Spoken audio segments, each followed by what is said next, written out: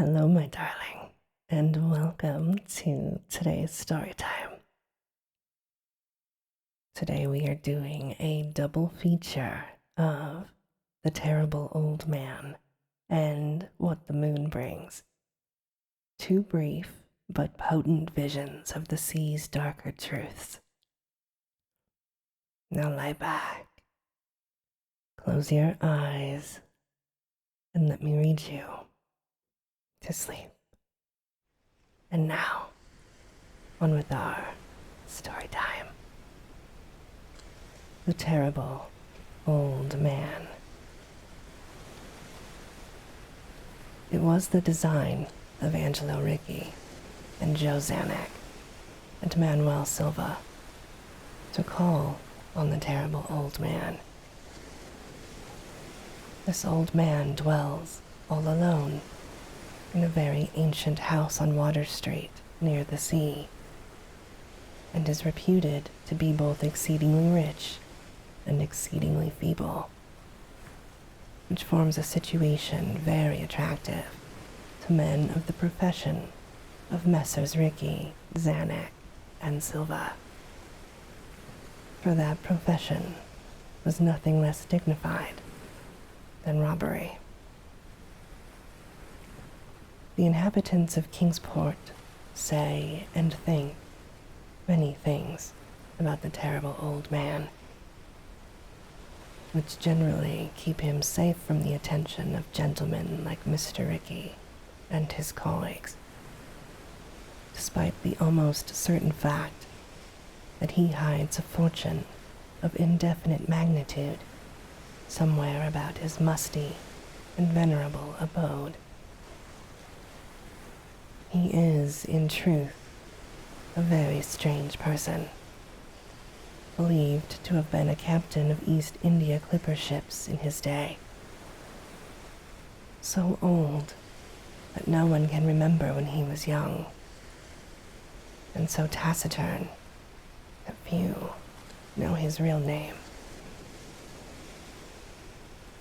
Among the gnarled trees in the front yard of his aged and neglected place, he maintains a strange collection of large stones, oddly grouped and painted so that they resemble the idols in some obscure Eastern temple.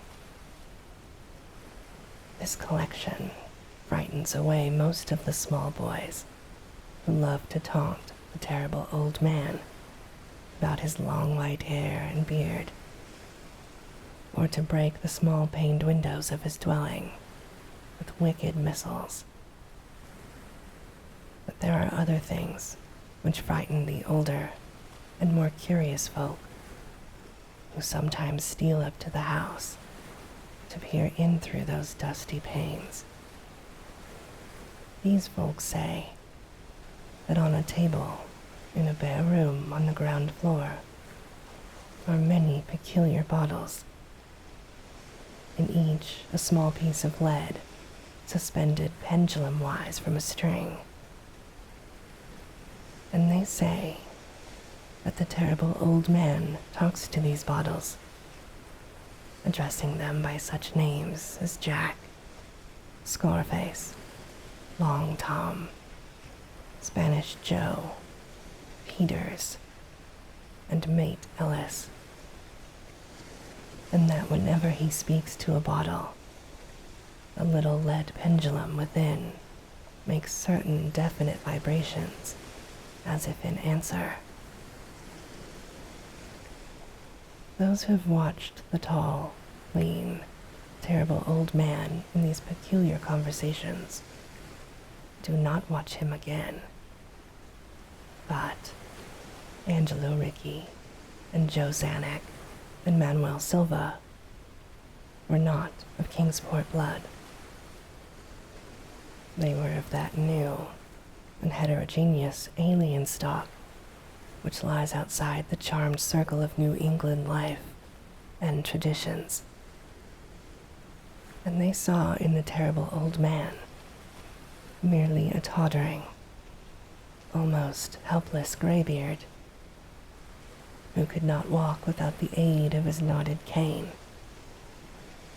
and whose thin, weak hands shook pitifully.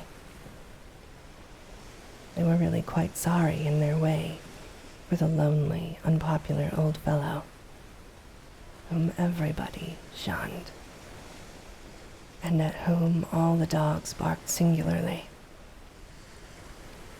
But business is business, and to a robber whose soul is in his profession, there is a lure and a challenge about a very old and very feeble man who has no account at the bank and who pays for his few necessities at the village store with Spanish gold and silver minted 2 centuries ago. Messrs. Ricky, Zanuck, and Silva selected the night of April 11th for their call. Mr. Ricky and Mr. Silva were to interview the poor old gentleman, whilst Mr. Zanuck waited for them and their presumable metallic burden with a covered motor car in Ship Street, by the gate in the tall rear wall of the host's grounds. Desire to avoid needless explanations in case of unexpected police intrusions prompted these plans for a quiet and unostentatious departure. As prearranged, the 3 adventurers started out separately in order to prevent any evil-minded suspicions afterward. Messrs. Ricky and Silva met in Water Street by the old man's front gate, and although they did not like the way the moon shone down upon the painted stones through the budding branches of the gnarled trees, they had more important things to think about than mere idle superstition. They feared it might be unpleasant work making the terrible old man loquacious concerning his hoarded gold and silver, for aged sea captains are notably stubborn and perverse. Still, he was very old and very feeble, and there were 2 visitors. Messrs. Ricky and Silva were experienced in the art of making unwilling persons voluble, and the screams of a weak and exceptionally venerable man can be easily muffled. So they moved up to the one lighted window, and they heard the terrible old man talking childishly to his bottles with pendulums. Then they donned masks and knocked politely at the weather-stained oaken door. Waiting seemed very long to Mr. Zanuck as he fidgeted restlessly in the covered motor car by the terrible old man's back gate in Ship Street. He was more than ordinarily tender-hearted, and he did not like the hideous screams he had heard in the ancient house just after the hour appointed for the deed. Had he not told his colleagues to be as gentle as possible with the pathetic old sea captain? Very nervously he watched that narrow oaken gate in the high and ivy-clad stone wall. Frequently he consulted his watch and wondered at the delay. Had the old man died before revealing where his treasure was hidden, and had a thorough search become necessary? Mr. Zanuck did not like to wait so long in the dark in such a place. Then he sensed a soft tread or tapping on the walk inside the gate, and heard a gentle fumbling at the rusty latch, and saw the narrow, heavy door swing inward. And in the pallid glow of the single dim street lamp, he strained his eyes to see what his colleagues had brought out of that sinister house. which loomed so close behind. But when he looked, he did not see what he had expected, for his colleagues were not there at all, but only the terrible old man leaning quietly on his knotted cane and smiling hideously. Mr. Zanuck had never before noticed the color of that man's eyes, but now he saw that they were yellow. Little things make considerable excitement in little towns, which is the reason that Kingsport people talked all that spring and summer about the 3 unidentifiable bodies, horribly slashed as with many cutlasses, and horribly mangled as by the tread of many cruel boot heels which the tide washed in. And some people even spoke of things as trivial as the deserted motor car found in Ship Street, or certain especially inhuman cries, probably of a stray animal or migratory bird, heard in all the night by wakeful citizens. But in this idle village gossip, the terrible old man took no interest at all. He was by nature reserved, and when one is aged and feeble, one's reserve is doubly strong. Besides, so ancient a sea captain must have witnessed scores of things much more stirring in the far-off days of his unremembered youth.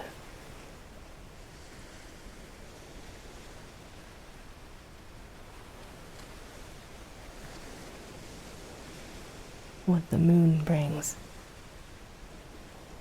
I hate the moon. I am afraid of it. For when it shines on certain scenes familiar and loved, it sometimes makes them unfamiliar and hideous. It was in the spectral summer when the moon shone down on the old garden where I wandered. The spectral summer of narcotic flowers and humid seas of foliage that bring wind and many-colored dreams. As I walked by the shallow crystal stream, I saw unwanted ripples tipped with yellow light, as if those placid waters were drawn on in resistless currents to strange oceans that are not in the world. Silent and sparkling, bright and baleful, those moon-cursed waters hurried I knew not whither, whilst from the embowered banks white lotus blossoms fluttered one by one in the opiate night wind and dropped despairingly into the stream, swirling away horribly under the arched, carven bridge, and staring back with the sinister resignation of calm, dead faces. And as I ran along the shore, crushing sleeping flowers with heedless feet, and maddened ever by the fear of unknown things and the lure of dead faces, I saw that the garden had no end under that moon. For where by day the walls were, there stretched now only vistas of trees and paths, flowers and shrubs, stone idols and pagodas, and bendings of the yellow litten stream past grassy banks and under grotesque bridges of marble. And the lips of the dead lotus faces whispered sadly and bade me follow, nor did I cease my steps until the stream became a river and joined amidst marshes of swaying reeds and beaches of gleaming sand, the shore of a vast and nameless sea. upon that sea the hateful moon shone, and over its unvocal waves weird perfumes brooded. And as I saw therein the lotus faces vanish, I longed for nets that I might capture them, and learn from them the secrets which the moon had brought upon the night. But when the moon went over to the west, and the still tide ebbed from the sullen shore, I saw in that light old spires that the waves almost uncovered, and white columns gay with festoons of green seaweed. And knowing that to this sunken place all the dead had come, I trembled and did not wish again to speak with the lotus faces. Yet, when I saw afar out in the sea a black condor descend from the sky to seek rest on a vast reef, I would fain have questioned him and asked him of those whom I had known when they were alive. This I would have asked him had he not been so far away. But he was very far, and could not be seen at all when he drew nigh that gigantic reef. So I watched the tide go out under that sinking moon, and saw gleaming the spires, the towers, and the roofs of that dead, dripping city. And as I watched, my nostrils tried to close against the perfume-conquering stench of the world's dead. For truly, in this unplaced and forgotten spot, had all the flesh of the churchyards gathered for puffy sea worms to gnaw and glut upon. Over those horrors, the evil moon now hung very low, but the puffy worms of the sea need no moon to feed by. And as I watched the ripples that told of the writhing of worms beneath, I felt a new chill from afar, out whither the condor had flown, as if my flesh had caught a horror before my eyes had seen it. Nor had my flesh trembled without cause, for when I raised my eyes, I saw that the waters had ebbed very low, showing much of the vast reef, whose rim I had seen before. And when I saw that this reef was but the black basalt crown of a shocking icon, whose monstrous forehead now shone in the dim moonlight, and whose vile hooves must paw the hellish ooze miles below, I shrieked and shrieked, lest the hidden face rise above the waters, and lest the hidden eyes look at me after the slinking away of that leering and treacherous yellow moon. And to escape this relentless thing, I plunged gladly and unhesitatingly into the stinking shallows, where amidst weeding walls and sunken streets, fat sea worms feast upon the world's dead.